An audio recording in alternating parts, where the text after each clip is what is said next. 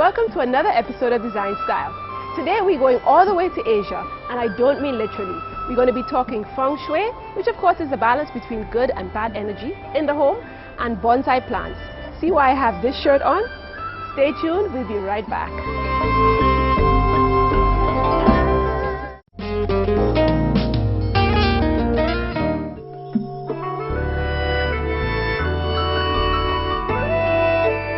Welcome back.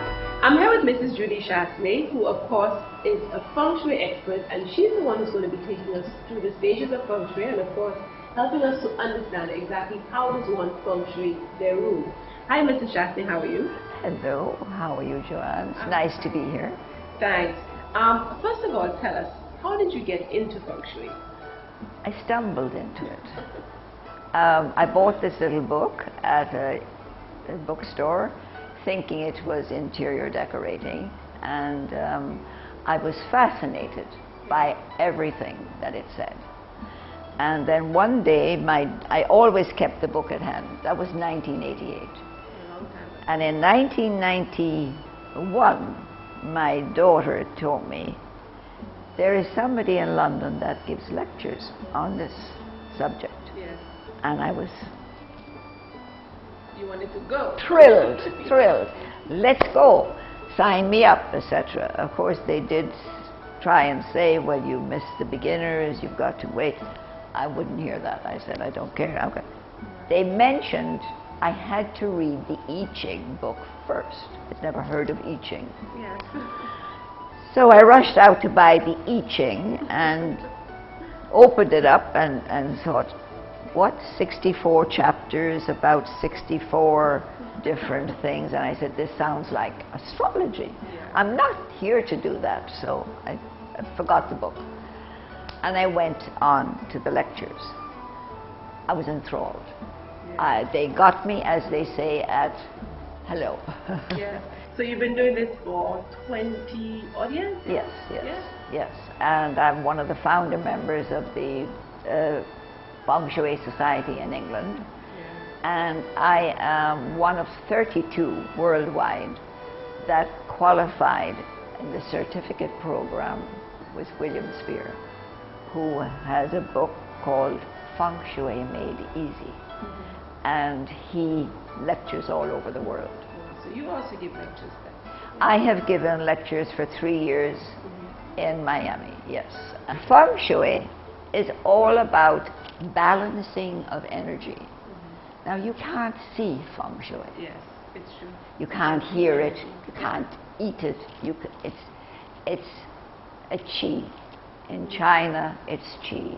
In Japan, it's qi. But it all means the same thing. That's energy. It's a flow. Feng Shui is an ancient art and science developed over 3,000 years ago in China. It is a complex body of knowledge that reveals how to balance the energies of any given space to assure the health and good fortune for people inhabiting it. Feng means wind and Shui means water. In Chinese culture, wind and water are associated with good health, thus good Feng Shui comes to mean good fortune, while bad Feng Shui means bad luck or misfortune. Everything in life has energy, be it plants, animals, objects. You would say, oh, that's just a table. It has energy, and it has effect on whatever is near it. It's the whole house where you live affects you. That's true, yeah. So you start with the magic square. A magic square is where any number, it can be any number, across, down, diagonal, up, whatever, it'll add to the same number. That is a perfect balanced energy. And with Feng Shui, we bring it down to the very simple fact of the magic square. The most simple one adds to 15. 15, yes. This is the magic square. Now if you add those numbers across, or up or down, they'll all add to 50. Now I've put down here the colors of each of these areas, because color has energy too. I want to then show you the bagua. The bagua, right. Now this is explaining the different areas, the 9 areas. Everything is a cycle of 9, it's 9 numbers, and if any one of these areas are missing, you have imbalance. And you have to find out which area is missing to know how to correct it. In Feng Shui, a Bagua map, also called the magic square, is a tool to help define the qualities of the energies in your house, office, and other living spaces. In that respect, the Bagua map serves as a guide to help you improve those areas in life that are weak. To determine the Bagua of your house, it is recommended to do a compass reading, starting with the main door or entryway to your house. The front door is considered as a very important starting point in Feng Shui because it is where the energy flows into your home or office. To align the Bagua map, imagine you are looking down on your house from above and then place the map over your house. The front door of your house should align with the bottom of the Bagua map, where the door guides the energies to bring about help for people, personal growth or success in your business or career. Remember, you can also apply the Feng Shui Bagua to each individual room. Just align the Bagua with the main door entering into the room. Every room has a new Bagua. So you could say you take that wherever you go, and you can tell when you enter a room, you put out your 2 hands, because most people say which is the marriage and which is the money.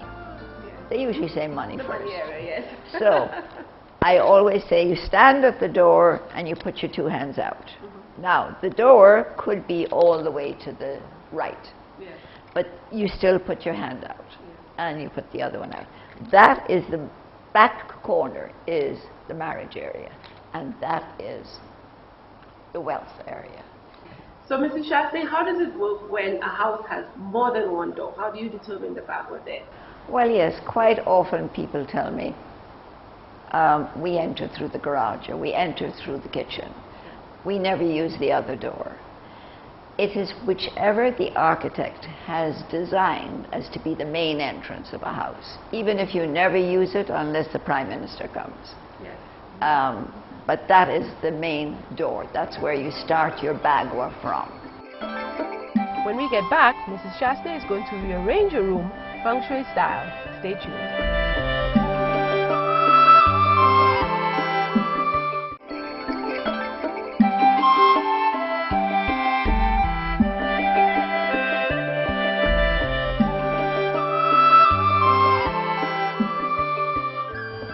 Okay, so now we are re-entering the room, and as you see, the door is all the way to the left, which is the knowledge area.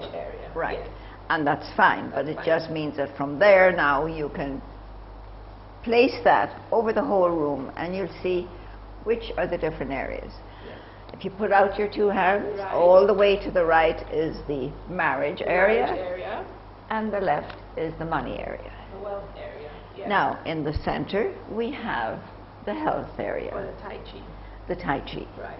Now, if we go to the center here, which is where the bathroom happens to be here, this is the career, right?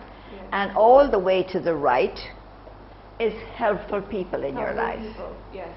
Okay, so you have to make sure that none of these areas are cluttered. Nothing too heavy is blocking it. Yes. Now we have this. It's not a welcoming room because this sofa is blocking your entrance. Yeah, as soon as you come in. And the flow of chi is not going to be going the way you want it. So the ideal thing is they have 2 chairs there, is to switch those 2 chairs with the sofa. Right. Okay? And then it would be much more welcoming. So we will get some gentlemen to move it, and when it's done, you'll feel the difference. Right. Okay. Okay. Now, I don't know why they put this side here, you see, is elders. It's midway. Oh, yes. Yes. And this TV is badly placed. Yes. I'm not sure why they put it that way, but it needs to be more central. Right. It can cause irritation. Any irritation is not good energy. It's irritating me, so Okay. I'm just itching to... Yes, right. Now we look straight in front. That's the fame area. Oh, yeah. recognition for somebody's work or for whatever they do. And there's a microwave there. Now, it may be convenient for people to use a microwave, but really, it's one of the worst things for anybody to use, because the energy flow of a microwave destroys your blood cells. So microwave is a no-no in Feng Shui. Absolute no-no.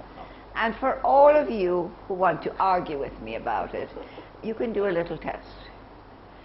Put a glass of water in the microwave or a cup and put it on for 3 minutes. It's supposed to bring it to the boil.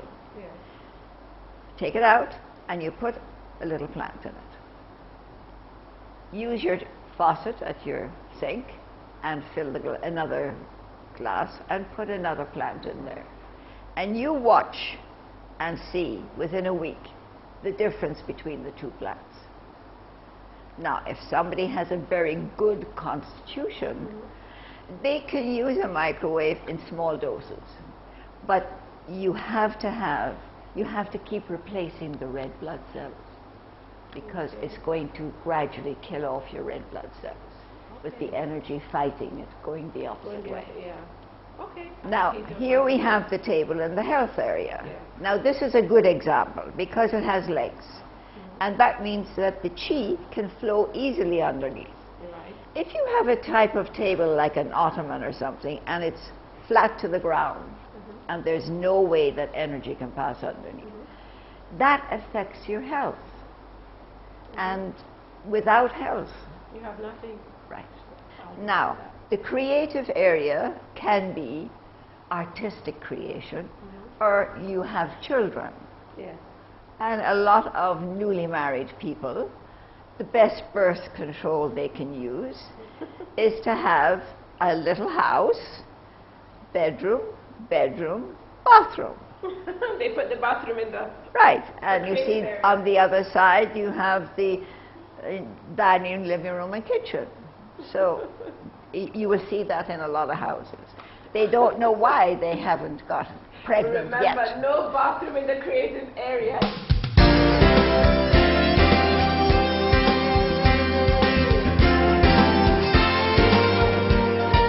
Right, okay, now we've moved the sofa, so it's more open here.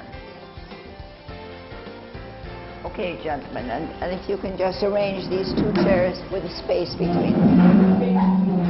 Right. Okay, great. Now, also the TV, could you move it to the center of the table?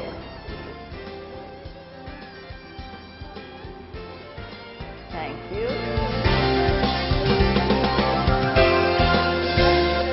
Okay, microwave out. Okay.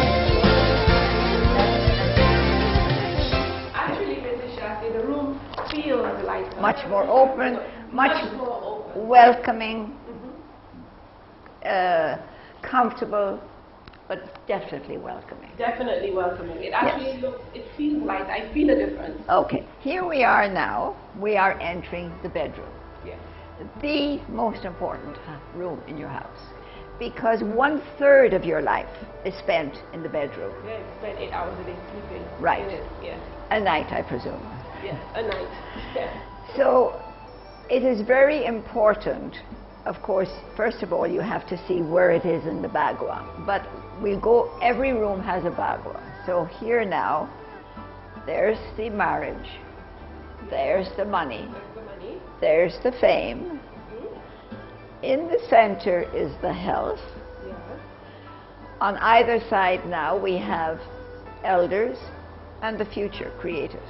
Right. And back here, this is your career. Right. Now, we can't create too much blockage in any of these areas. Yeah. First of all, we have a lot of clutter here.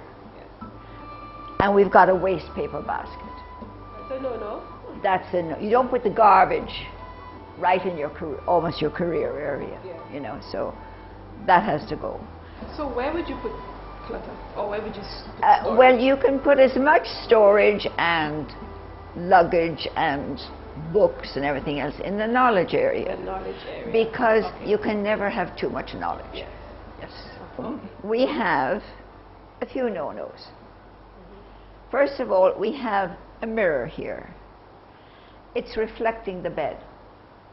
Yes. You can have mirrors in bedrooms as long as no part of your body is reflected in it. It affects your sleep.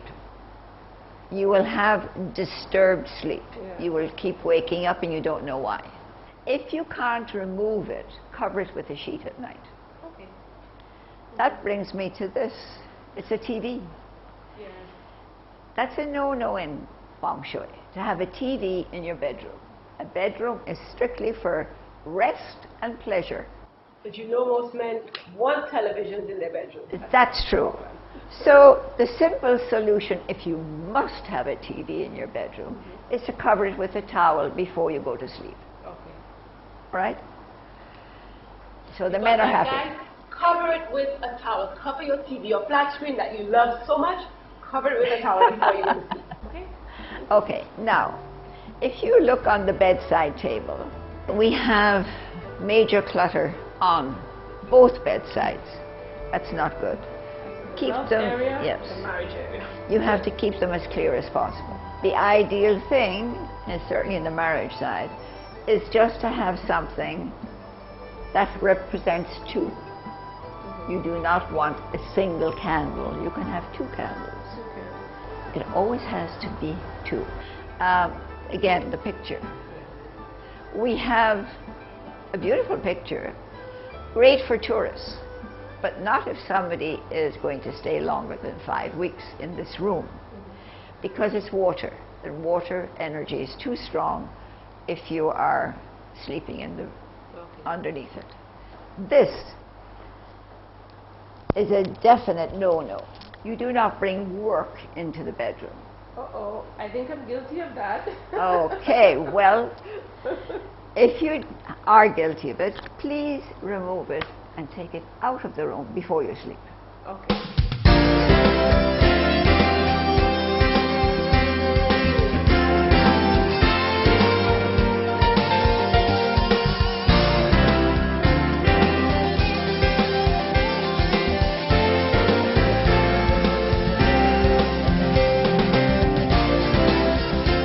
All you gentlemen that want a TV in your room, just cover it like that with a towel at night. The waste paper basket, you do not want it in the career or the helpful people area. If you must have it in the room, you can put it in the elders, or you can put it in storage area, right? Because you can have as much as you want in that area. I would like this in the corner because this is the money corner. So we have this upward growing bamboo plant. We just have the telephone and you have paper to write down at night. That's all you need on your bedside at night. On the marriage corner, we have the two birds. And again, pink is for romance. So the ideal thing would be a round cloth. This is not quite round, but it's almost. And we've got the two birds. So now we are replacing the water picture with two happy pictures, and it has a nice red color because it's the Feng area. Now every building is affected by what's outside, be it trees, poles, arrows, whatever. So in this case, the number one big problem with this building, it's affected by the three, not one, but three transformers. On the pole, yeah. And Lucelec hasn't moved them yet. So I had to put a cure. That is affecting the energy. This is hitting the energy constantly on that building. Yeah. Fortunately, it's not a home. So the people are never there longer than 5 weeks for it to really affect them. Yeah. So these are the cures. I put up these deflecting mirrors, Right. convex mirrors. Right. It deflects the energy from the pole away from the building. Yes. So that even though people are not living there, their stay would be more comfortable. So now here we're coming to the second cure. Right. Prior to these swing doors being put there, it was, you would look straight out. Okay. Out to the garden. Out to the garden. Right.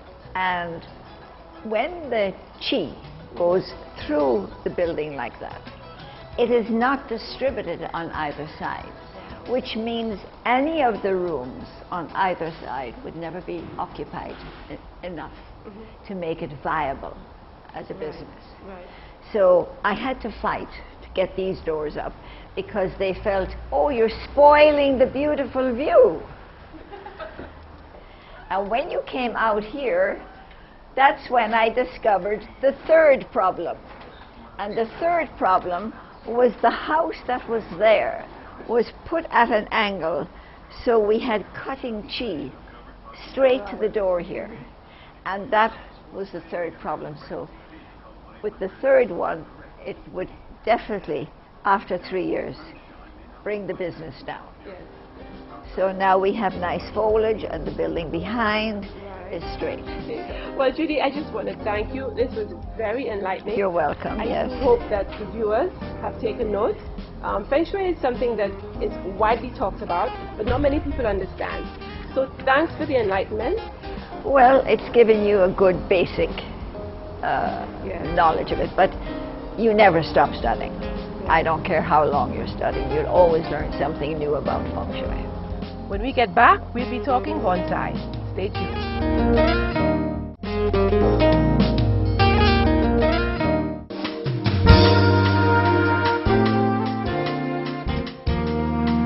I'm here at Harris at Wadawaj, and I'm here with Kathy, who is our color specialist. Hi Kathy, and how are you? Hi, I'm fine, Joanna. How are you doing? I'm fine. Well, Kathy, as you know, we are talking Feng Shui and, of course, the balance of good and bad energies in the home. And today we're focusing on good energy, calming energy. So we're having a look at calming colors. So can you give us a little more information on calming colors, and how can Harris provide calming colors? Oh, we can definitely do that. Color is actually the easiest way to change the energy in your room using Feng Shui. You choose your Feng Shui colors based on what energy you're trying to bring into the room. And color is an expression of each of the 5 elements of Feng Shui, which is earth, fire, metal, wood, and water. In the case of calm, calm is actually one of the energies that comes from water, and it's very refreshing. Even that refreshing energy of calm. Calm colors are mute, soft, and subtle. These here are the colors that fall into the calm range. And as you can notice, these colors need to be used in well-lit areas. If not, they will come out a bit dirty. So we need to make sure we have the correct amount of light when we apply these colors into the room. So Kathy, if someone's interested in using the calming colors at their house, can they just come down to Harris and any one of your sales representatives can help them? Oh, most definitely. We have, at any one of our color centers, we have all the groups of calming colors and we can combine them for you. Great, great. Yes. So when we look at calming colors, in an essence, it's really inspired by the conservative sophistication of contemporary minimalism, which means that it will bring the energy, that undercurrent of class and quiet timelessness to any space that you're looking at. For more information, you can log on to our website, www.caribbeanchampionsofcolor.com. Click on to the Speak the Language of Color icon, and you'll be able to get all the information that you need on the calming colors.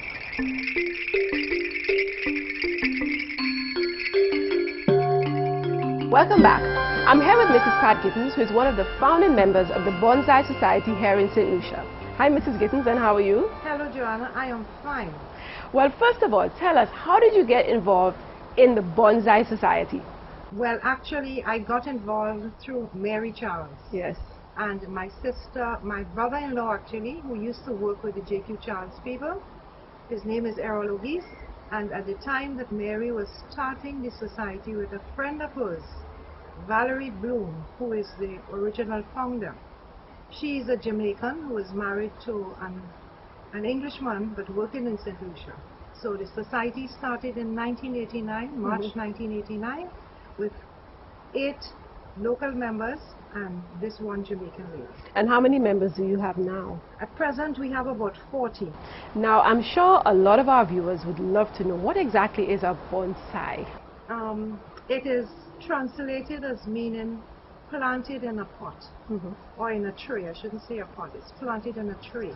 But if you put just any plant in a tree, it doesn't make it a bonsai. Bonsai has to be a miniature, something miniature, Yes. but emulating what something like was in the wild, you know? Bonsai is the art of growing trees or woody plants shaped as trees in containers. Bonsai does not require genetically dwarfed trees, but rather depends on growing small trees from regular stock and seeds. Bonsai uses cultivation techniques like pruning, root reduction, potting, defoliation, and grafting to produce small trees that mimic the shape and style of mature full-size trees. A tree planted in a small pot is not a bonsai until it has been pruned, shaped, and trained into the desired shape. Bonsai are kept small by careful control of the plant's growing conditions. Only branches important to the bonsai's overall design are allowed to remain, and unwanted growth is pruned away. Roots are confined to a pot and are periodically clipped. The appearance of old age of a plant is much prized, and bonsai may live to be hundreds of years old. The living bonsai will change from season to season and from year to year, requiring pruning and training throughout its lifetime. And as time goes on, it will become more and more beautiful. So Mrs. Gittins, now you're going to show us how we start off with a bonsai, or how we start off getting a bonsai. Okay, now Yes. this is my work table. First of all, you get a pot. Now I am going to do a cascade. I've had this in a flower pot for some time, and you see it's perfect as a cascade. It's beautiful. Yes. Beautiful. So the first thing I have to do is to put a bit of wire netting at the bottom because there's a hole. So you have to make sure that you cover it so insects don't get in there. Right. The wire mesh, and then you put a few pebbles, which is what you would do with a normal plant anyway. Yes. You always line with a few pebbles for drainage. Okay? I usually just use potting soil with some of the same pebbles, some small ones. So you I mix it up. in Okay. drainage, but you can use pebbles from the river are usually the best. You can use river sand. You can, you know, things like that, leaf mold. But to me, that's a lot of work. And so far, I've had no problems using this method. So I put some of the soil in You there. must love gardening, huh? Oh, I loved it always.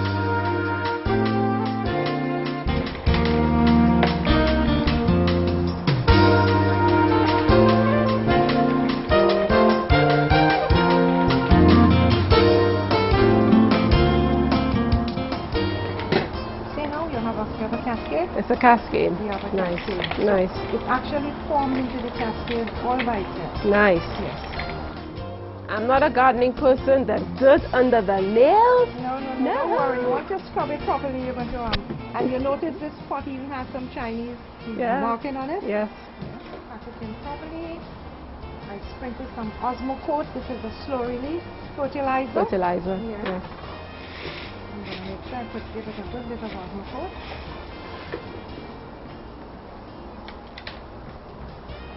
Now, if you're doing a big planting in a big pot, you would normally put some wire at the bottom, tie wire to tie the plant down into the pot. But this is a small pot. And I guess we have to do that because the pot is shallow, and as the Yes. plant grows, it can topple over That's because right. it gets really big. That's right. Yes. Okay. That's exactly the reason why. And some water to soak. Yeah. And I have some vitamin B tablets. Oh my goodness. We take care of our plants. Seriously. I'm going to put a vitamin B tablet in it. For the plant to soak. Now I said this was a cascade because it goes below the height of the pot. Yes. The bottom yes. of the pot. Mhm. If it only went like about halfway, it would be called a semi-cascade. You see, there are different styles. So to start off a bonsai is really just like planting a regular plant. It's like planting a regular plant, but you have to make sure that the soil is sort of porous so that you can get proper drainage. Okay. And, Okay. And the container has to be smaller, not smaller, but shallower. A shallow container. Shallow container Yes. to actually contain the roots. Yes. Yes. So we leave this there until the water, until it's soaked up all the way. Right. Yeah. So that's it. Well, Mrs. Gittins, you have some very interesting bonsai, which I would love you to show us, and of course point them out, you know, the All different right. names and stuff. When we get back, it's more bonsai. Stay tuned.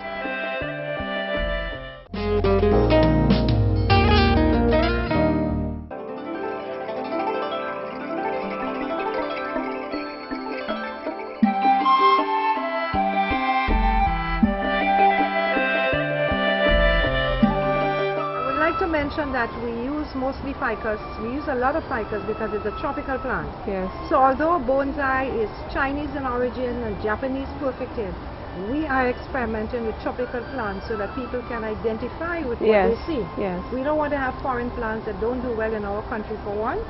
Okay, now this is a root over rock. There's a rock inside the trunk here.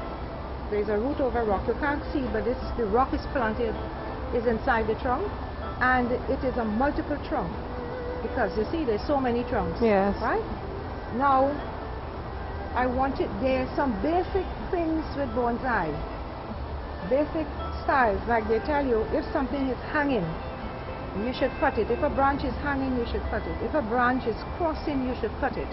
Now, I don't follow all the rules because I don't believe the tree in the wild know it's not supposed to have a branch in the front. Yes, that's crossing. Or supposed to have a branch that's crossing.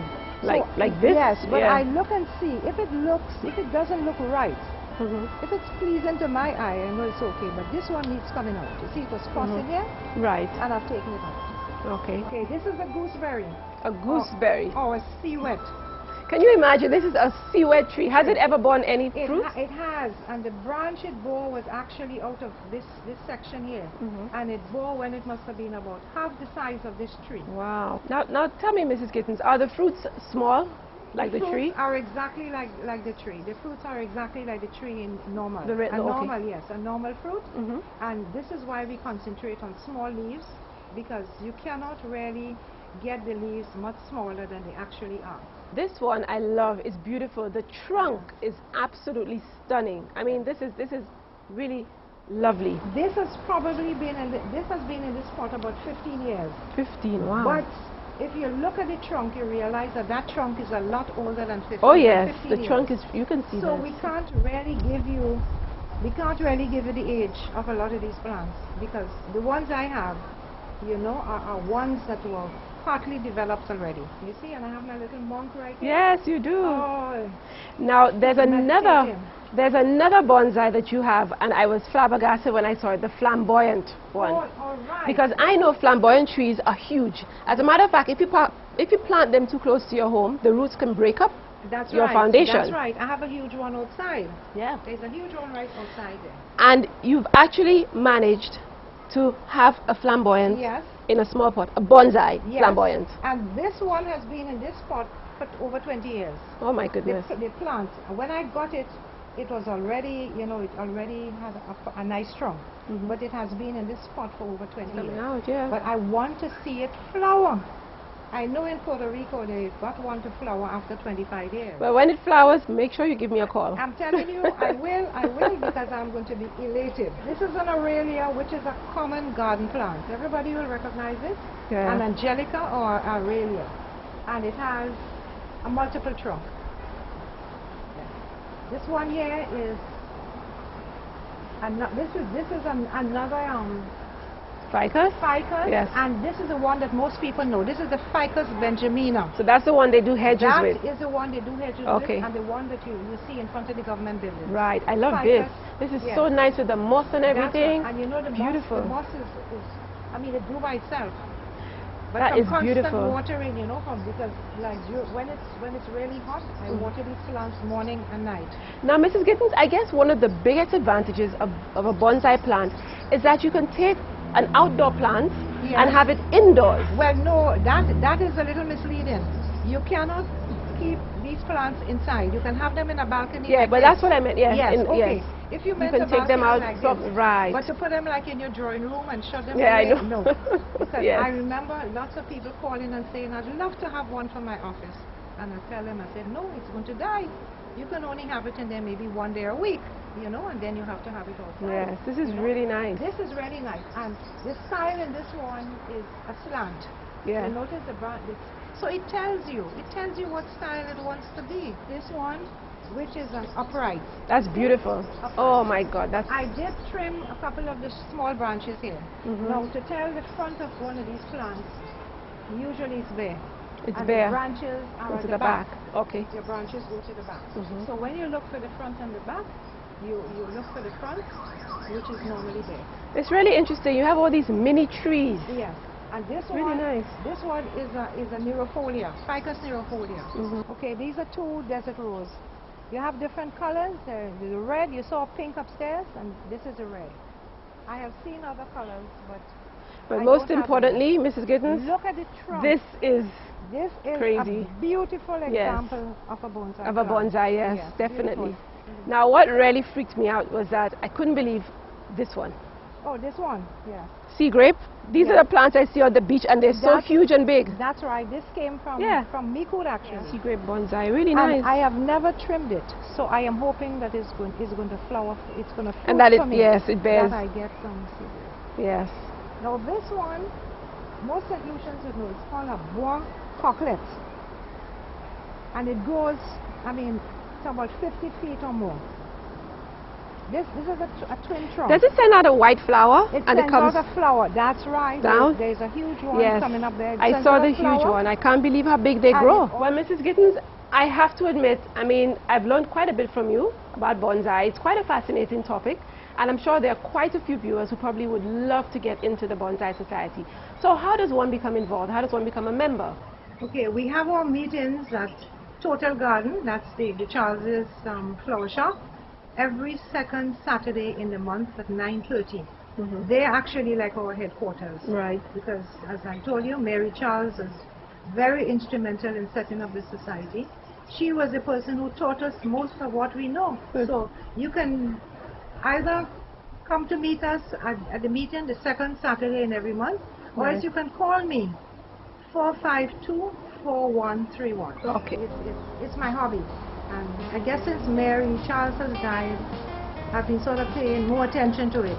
Because she was the person who taught us so much, and now she's no longer there. So we have to try and manage on our own. Well, viewers, we will be speaking a little more about Mary Charles. Thank you very much, Mrs. Oh, you're Gittens. very welcome, Joanna. Anytime at all.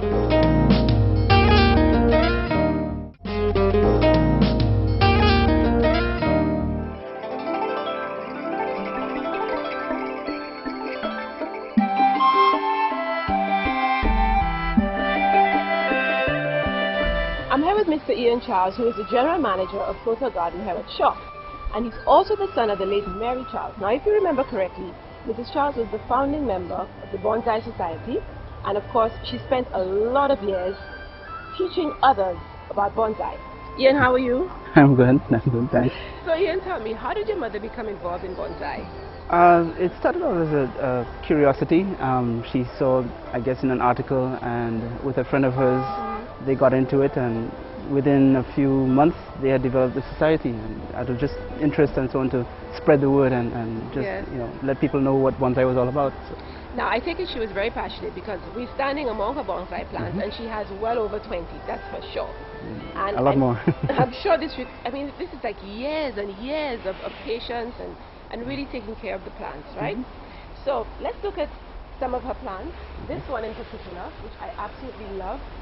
Tell us a little about this one. I've never seen a plant like this here to begin with, not in St. Lucia. Okay, well, it's the family of the cycad.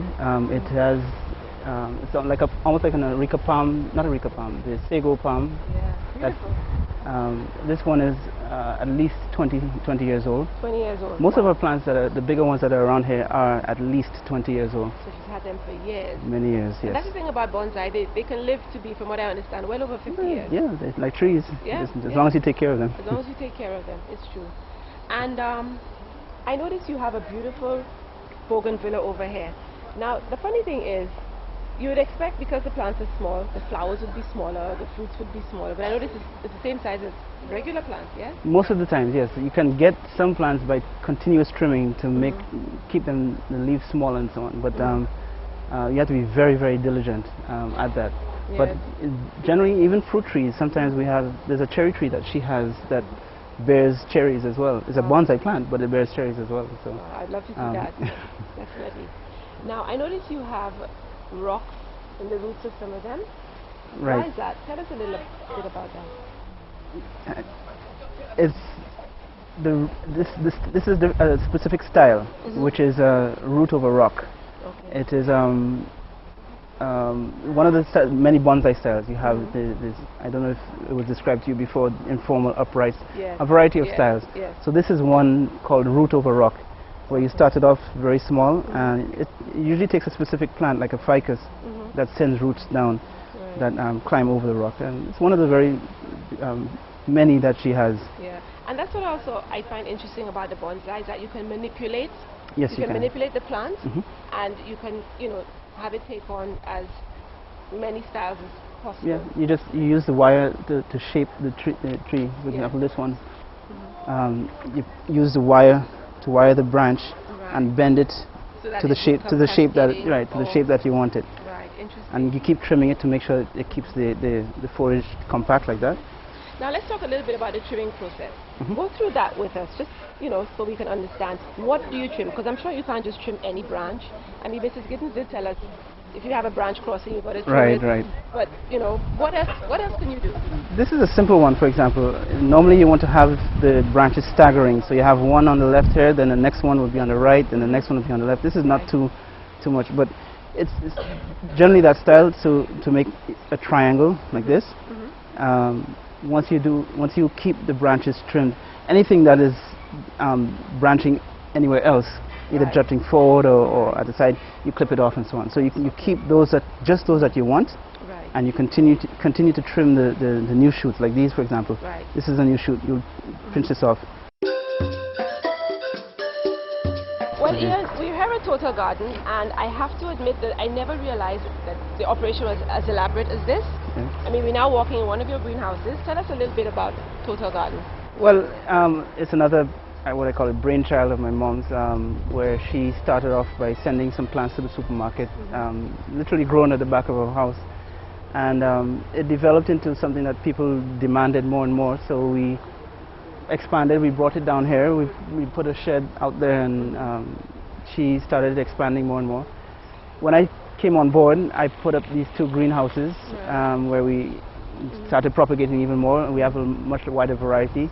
We got involved in orchids and anthuriums and a lot more exotics. And this is for showing, this is for sale. And we come in, as soon as you drive in, you'll see both greenhouses. You're free to walk in and choose whatever plants that you wish. Well, Ian, we're standing in front of a beautiful memorial which is dedicated, of course, to your mother.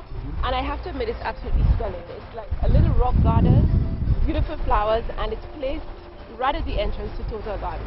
Tell us a little bit about your mom and, of course, you know, her involvement with this whole project.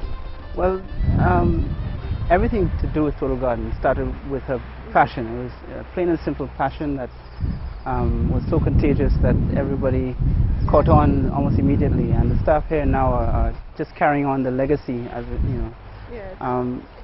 Yes. Most of the plants in this planter are plants that she brought to St. Lucia initially. Some of her favorites, there's one that's a bonsai style bougainvillea. Yes. You have the euphorbia or the crown of thorns.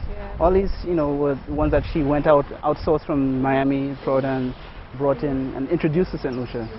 So we did this so that, you know, people who came here at least know where we started from the ground up. Well, Ian, I'd like to thank you. Thank you very much for just showing us a little bit of, you know, the type of person your mother was. Definitely. Her bonsais are absolutely stunning, and I think you do very well with Total Garden. I'm very impressed with what I see. Definitely. It's my passion too now. So. Well, that's it for this episode of Design Style. I hope you take note of some of the tips that we gave on Feng Shui, and that you arrange your furniture so as to dispel all the bad energy in your home and bring in only good energy. And I hope you give Mrs. Gittins a call and join the Bonsai Society. These plants are absolutely fascinating. Until next time, stay safe.